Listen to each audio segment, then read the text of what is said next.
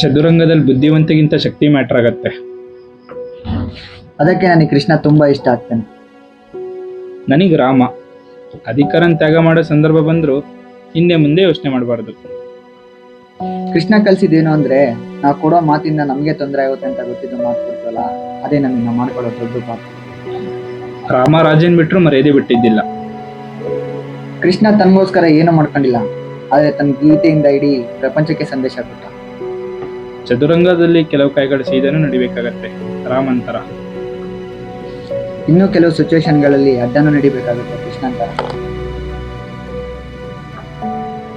ವಿಷನ್ನ ಮುಂದೆ ಇಟ್ಕೊಂಡು ಕಾರಣ ಕೊಟ್ಟರೆ ಮರ್ಯಾದೆ ಎಲ್ಲೋಯ್ತು.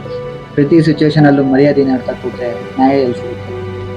ರಾಮ ಹೇಳಿರೋದು ಪರಿಸ್ಥಿತಿ ಏನೇ ಇರಲಿ, ಆದರೆ ನಾವು ನಮ್ಮ ಕರ್ತವ್ಯನ ನಾವು ಮರಿಬಾರ್ದು, ರಾಮನ್ ಥರ. ಆದರೆ ಕರ್ತವ್ಯ ನಿಭಾಯಿಸಬೇಕು ಅಂದರೆ ಶಕ್ತಿಯಿಂದ ಅಲ್ಲ, ಯುಕ್ತಿಯಿಂದ. ಕೃಷ್ಣ ಹೇಳಿದ್ದು.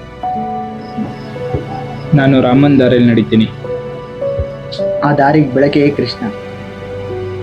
ರಾಮ ಮರ್ಯಾದೆ ಸಂಕೇತ. ಕೃಷ್ಣ ಜೀವನದ ಸಾರಾಂಶ.